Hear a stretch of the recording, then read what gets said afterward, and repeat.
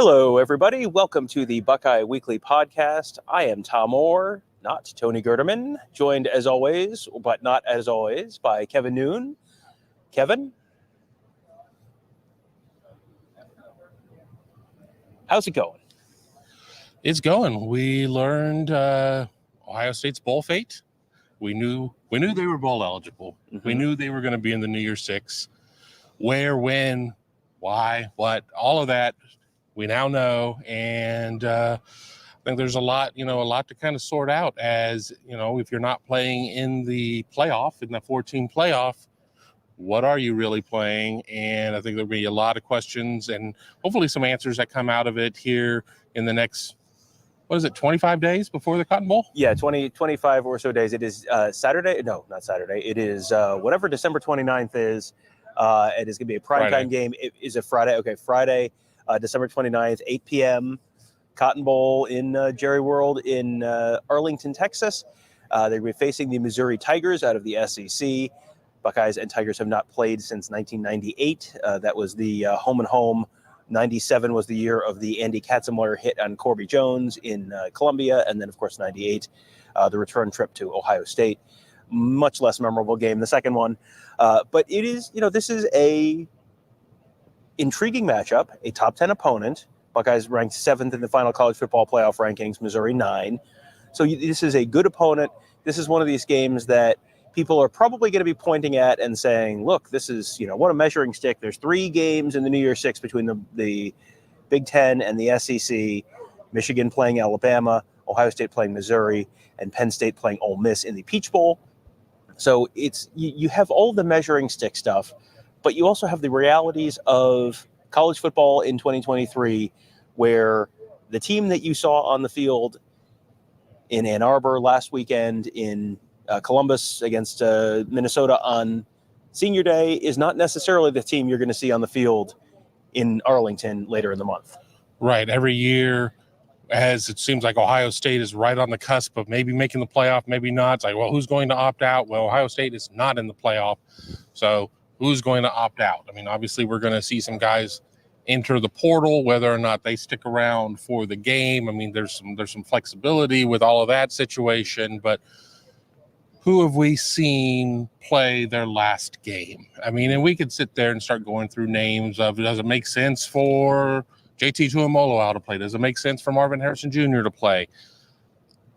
There's only one of these Big Ten SEC matchups where everybody is going to go in to play, and that is the Rose Bowl. When it comes to the Peach and when it comes to the Cotton, everybody's going to have to kind of come up with their own decisions. I think you can look at this as, is this going to be a preview of what 24 looks like at certain positions? Potentially. Are there going to be guys that want to sit there and go out and erase the taste of that loss to Michigan and play one more game? That's also quite possible. And maybe we get some insight on what some of these guys will have in terms of their draft decisions as well. Yeah, it does feel like you're going to get that is news that typically starts sort of filtering out. The team just found out at 2:30 when everyone else did. That kid that popped up on the screen, and then everyone went, "Oh, okay, now we know." And so they have to now. They're going to have a team meeting. They're going to have a practice, and the team meeting is happening a little later on in the afternoon, and then that's where you're going to start having people make some of those decisions. It feels like forever ago that Ohio State last played in the Cotton Bowl. That was the 2017 season. They played USC. That is the first time you ever had an Ohio State opt-out. That was Denzel Ward, who dragged that process out all the way till basically game day before you really, really knew he wasn't going to be there. That was Jeff Okudah stepped in and started for him. And that's in that game. And Ohio State ended up winning. But now it's a very different process, because that was a little bit shocking. You always had the brotherhood, and no one would ever do that. I can't believe. And then, all it takes is missing the playoff once, and then everyone has a business decision to make. So we'll see where, how many of those guys do end up opting out this year. But whoever it is, I mean, Tony asked Ryan Day about this. This is kind of a little bit a half foot in the 2023 season, wrapping things up, finishing strong, whatever.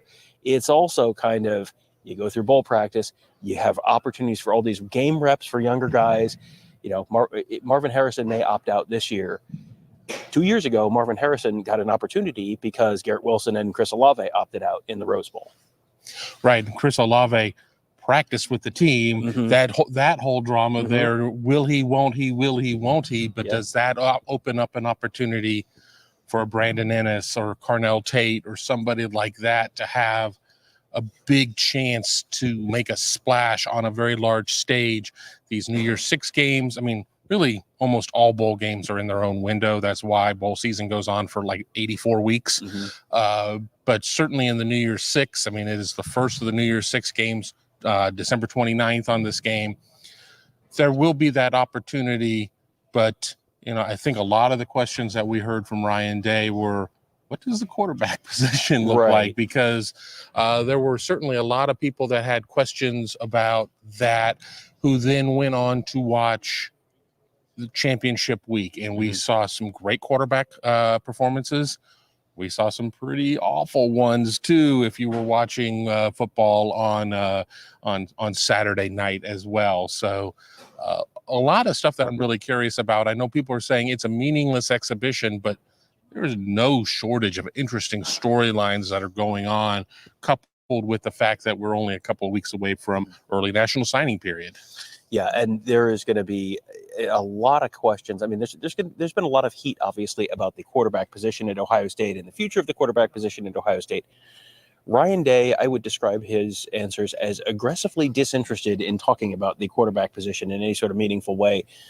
He was asked about, is this going to be an open job next season? Do you go into next spring? And he was kind of like, yeah, that's a long way. No, next year's a long way away. What about the Cotton Bowl? Is this going to be, do you go in and Kyle's the starter? And even then it was kind of like, well, you sort of see what practice looks like, but didn't say no, didn't say yes, didn't say we're open to anything. It was just kind of like, we'll see what practice looks like. Which would have been more alarming, though, that or getting the quote unquote vote of confidence? Because, we hear about that so many times, the vote of confidence that isn't worth the air that it's spoken into or the paper that it's written on, and it doesn't really mean anything. So, I was monitoring the chat during the live Ryan Day press conference, and I think there was a little bit of schizophrenia amongst people posting in there because nobody was quite sure what to make of that. Yeah, it was kind of a non-answer, and a non-answer is usually a non-answer, and that's they may not know exactly what to expect, because you don't want to say you're throwing the quarterback competition open, wide open for this game, because then that's a vote of no confidence.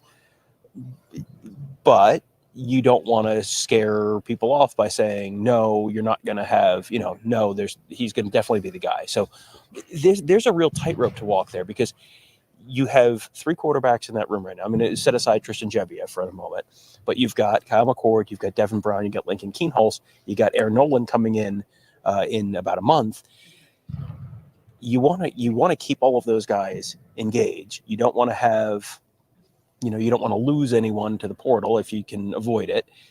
We don't know if they can avoid it. I mean, there's all of this stuff is sort of open questions right now. Not addressing it, sort of, I guess I don't know what else I would have expected. I do think you're ultimately going to have some kind of a open the competition back up in the spring kind of thing.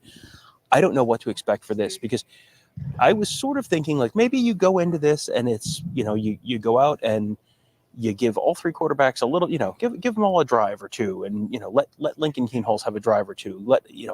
He's going to get plenty of reps in practice. Devin Brown's going to get plenty of reps in practice.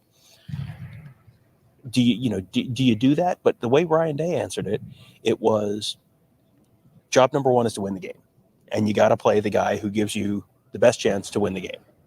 Well, I mean, we all talk about what Ryan Day's record is, and his losses have been against Michigan and in the college football playoff. If they come out there and they get too cute in the laboratory trying to do this, that, and the other and go and lose the game, then that narrative is gone, because they've, we're going to try and be equitable and split this up and split that up. And then you find out at the end of the day that, shoot, we forgot to practice. I mean, it's not necessarily the right approach for winning the game. Again, you get a neat trophy, you get to sit there and, do whatever with that, but you need to get ready for next season. But do you no, I mean, you don't want to end the season on a 2-game losing streak. Right. Yeah. I mean, you go back to the 90s, and that was an all too familiar feeling at the end of an Ohio State football season. Everything's going great until about November 18th, and then 2-game losing streak. Super chat from DW says, Ryan backed the wrong horse, play Devin in the bowl. I think they're going to play Devin in the bowl. I have yet to have anyone answer the question, back the wrong horse based on what? What did you see in Devin Brown's opportunities on the field that made you say, yes, this is clearly the better option? I have yet to have anyone actually point to, well, there was this. I am open to the opportunity, to the possibility that he may at some point be the better option, but I didn't see anything all season in the spring or in the fall that made me think clearly the best option based on fill in the blank. Devin Brown is the best option because he is not Kyle McCord. That is what I think a lot of people there maybe don't want to say the quiet part out loud, but that is what it is there. If this is what his maximum is, if this is what we're going to get out of him, they should have played the other guy. Devin Brown was hurt toward the end of spring, didn't play in the spring game, lost some valuable time there, and really, in my mind, the decision was made there. And we can rewind to going into spring when I said I thought Devin Brown was going to win the job because there were 2 years of club control there, et cetera, et cetera, et cetera.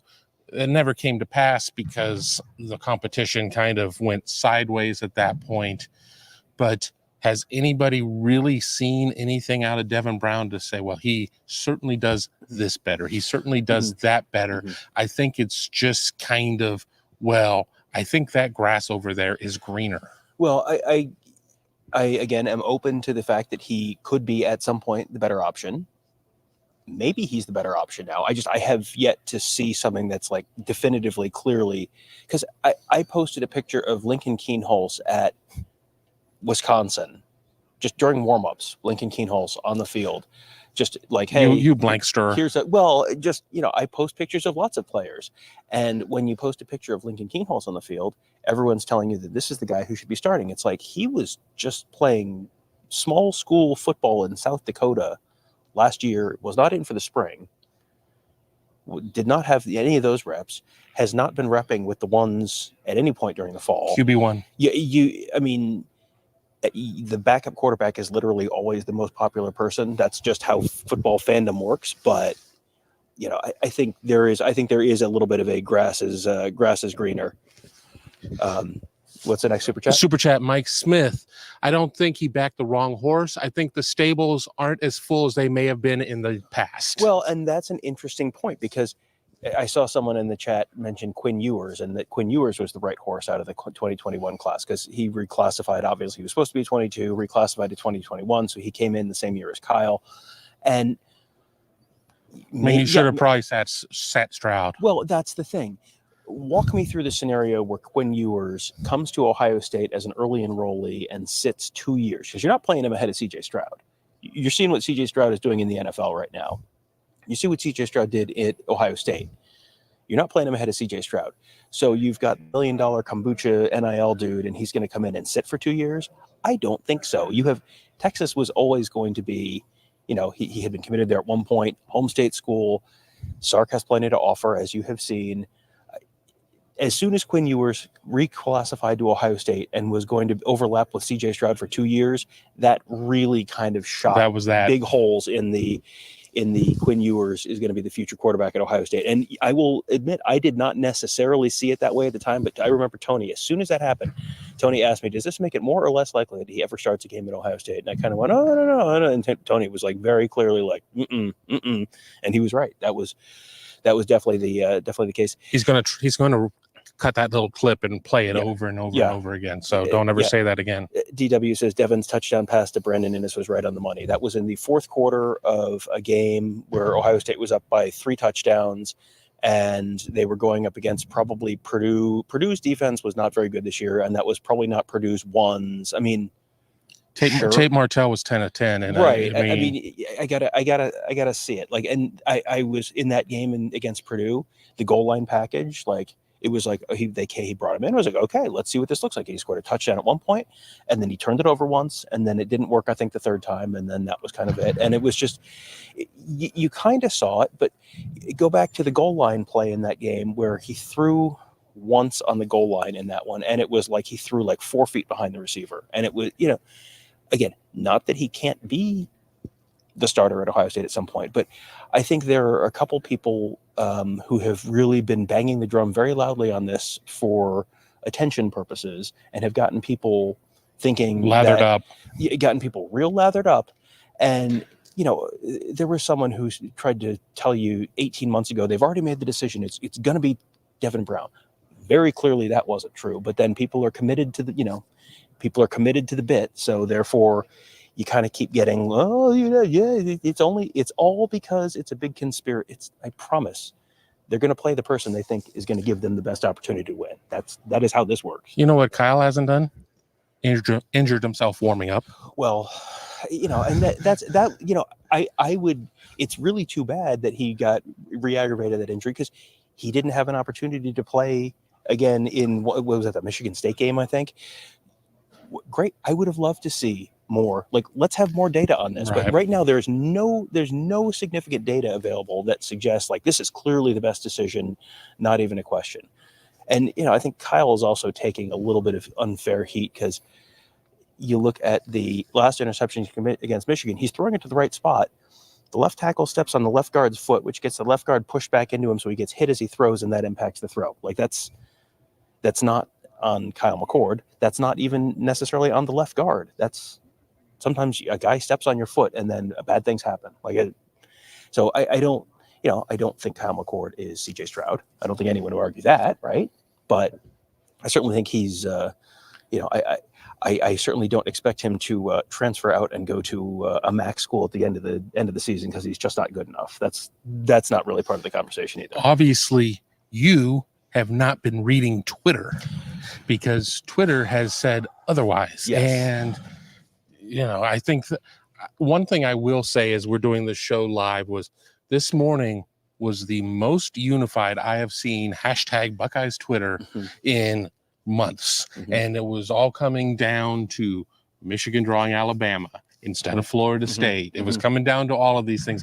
It felt like all was great in Mudville. Yeah. And, and now we find out about the Cotton Bowl and there's a lot of people who are like, who cares anyway? But well, yeah. And here's the thing. This is the last Ohio State football game for 9 months. So, I mean, I just did the morning show with Tony, and it was 362 days until the Michigan game next year, which means it's 280 something days till the first game of the season, which means, boy, that's a long off season. So you should probably consider enjoying the final Ohio State football game until the spring game, and then until next season. But it's also, I mean, it is, as we said earlier, a look ahead into the future, and you can get, this is a much more meaningful bowl game in some ways than it would have been 10 years ago when it was just, well, it's the last chance to see fill in the blank. Like, this is an opportunity for, the bowl practices, the 15 bowl practices are such a big deal in terms of getting those young guys involved. Because Ryan Day talked about the fact that Gary Danielson, Nick told me, Ryan Day talked about the fact that it was this is an opportunity. You have kind of 3 separate pieces of bowl practice, which is, the fundamentals, and then kind of the middle, the meaty middle, and then like the actual on the scene game prep. Yeah. Sorry, I'm going to just make sure we are not missing anyone. I don't think we've missed anyone. No, I think we're good on the super chat so far. Okay. I've been trying to keep an eye on them. Okay. In terms of the one piece of news that Tony and I did a podcast about, running back Evan Pryor hit the transfer portal, that it's not official until tomorrow. The portal officially opens on Monday, I believe. But, this is another example of the kind of guy who hits the portal, where came in very highly touted, 6th ranked running back in the class, Travion Henderson was the number 1 running back in the class, and just between injuries and a depth chart, just really was never quite able to get on the field. Right, and remember he got a little sniff his true freshman year, was out there in pass pro, just really not in the physical shape in terms of mass to be able to do much there. State of North Carolina did not play high school football in 2020, so he had not played since he was a junior in high school outside of Charlotte. I think he was from Huntersville, if I remember correctly, and it had always kind of been well, when's he going to get his shot? When's he going to get his shot? He's a great pass catcher. When are we going to get to see that? And we never really got to see it. So, your clock is limited, and I wish him the best. I mean, I'm certainly not surprised by the decision to go portaling with him. Just because a player enters the portal doesn't mean that they can't come out of the portal. But I think that in his case, I think he will follow through and find many suitors that are quite interested in him. We talk a lot about players, especially at lower classifications. Enter the portal, careers are done. And that's not going to be the case there, but we'll see as portal heats up starting on Monday, and we already certainly have talked about a couple of names, Cameron Martinez being one, and Ohio State is also in pursuit in the portal as well, potentially on the offensive line, potentially on the defensive line, and maybe some other positions. One of the things Brian Day was asked about is, what about quarterback? Are you looking for a quarterback in the portal? Which certainly I know vocal Twitter is all about. Yeah, and the answer to that was kind of like, I don't know, like it didn't sound like immediately. I don't, if the second coming of Joe Montana shows up in the portal, you'd be an idiot not to take the second coming of Joe Montana or CJ Stroud or whoever. I don't think there is the second coming of any of those people, anyone even adjacent to those people in the portal right now. That's not Cam Ward. Right. Yeah, no, it's not Cam Ward. There was someone else who was in there who everyone was kind of pointing at. Riley Leonard, DJ Uiagalelei. Those are not. Drake May isn't in the portal. No. That's not and that's not necessarily the spot where they really need. If they upgrade the offensive line, you have that would be a significant increase, upgrade to the offense on the whole.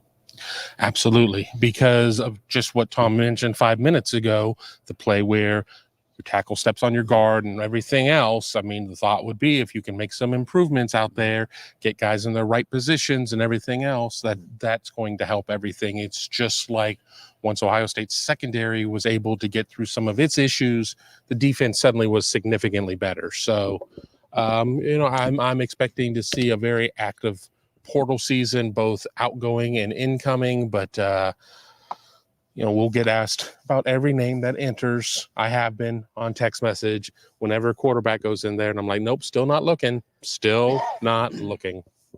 At this point, you have a talented quarterback room, and whether you think Kyle McCord is the answer or not, if you bring in an outside guy, if you're a Devin Brown person, does that chase Devin Brown out? I mean, that could trade. If you bring somebody with multiple years, you could lose 3. You could lose McCord. You could lose Brown. You could even lose Keenholz. So it better be a heck of a name if you're going to go 1 for 3 at that point and have that quarterback, Aaron Noland as a true freshman, and then maybe having to go out and get a Chris Chugunov type, somebody that has some experience, but is not going somewhere looking to necessarily absolutely positively be the starter. You mentioned the secondary a minute ago, and that reminded me of one of the really interesting storylines for this Cotton Bowl, which is, we don't know. Denzel Burke is a potential opt-out. Jordan Hancock could be an opt-out. You're getting Davis and Ignosin back for another year. But this is a Missouri team, Brady Cook at quarterback, real talented group of wide receivers, including Luther Burden, who is a name that Ohio State fans will remember from recruiting. Theo Weiss. Mookie Cooper plays a good bit, which is the name Ohio State fans will remember from Ohio State.